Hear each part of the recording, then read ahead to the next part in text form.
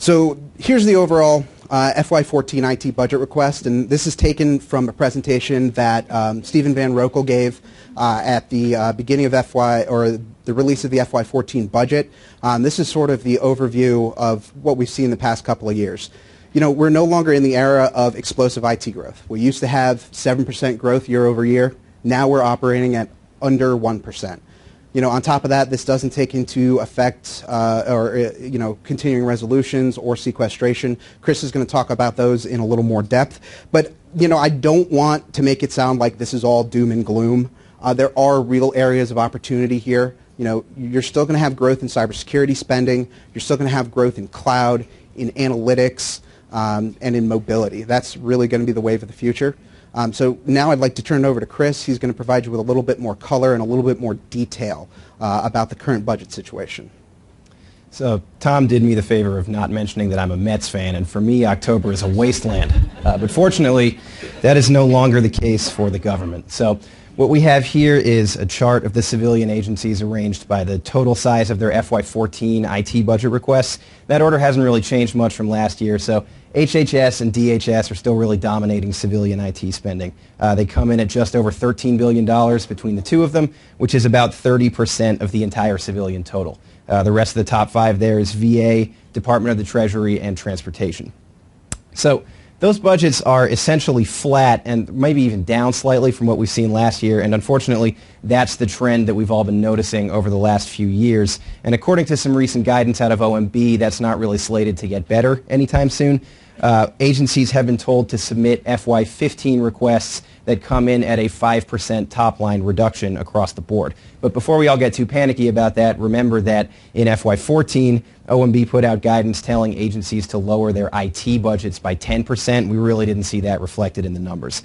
But the mandate here from OMB is for agencies to identify and remove sources of duplicative spending. And that really explains some of the IT trends we're seeing across civilian departments that we'll get into a little bit later. Now, in terms of focus areas for this year's IT spending, the digital government strategy really ushered in a new emphasis on big data.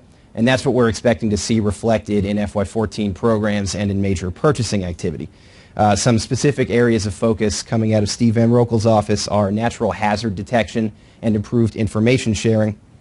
And we're also hearing a lot about a focus on cybersecurity, particularly around protecting critical infrastructure. And we presented a briefing on that topic back in July, and you can get a copy of that from your account teams here. So I'm not going to get too specific about cybersecurity requirements, but I do want to say quickly that this is probably the area of the budget most likely to see spending growth over the next few years. Program management personnel have told all of us repeatedly that they're much more likely to compromise in other areas in order to keep their security capabilities robust.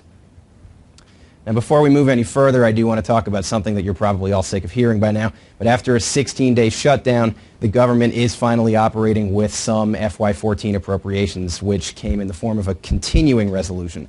Just to quickly go over what that means, agencies this year, for now, are either operating under FY12 or FY13 funding levels, depending on whether or not they received new appropriations last year. That's important because along with that funding comes budget justifications. Those also rolled over.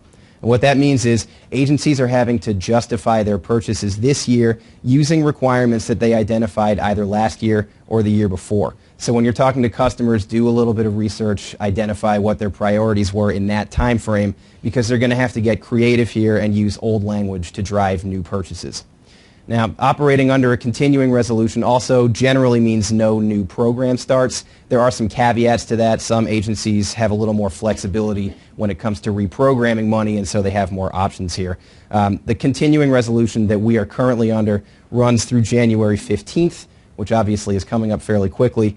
It also created a budget committee that could theoretically give us new appropriations in December, but given the current political climate on the Hill, we're predicting more continuing resolutions for the rest of the year.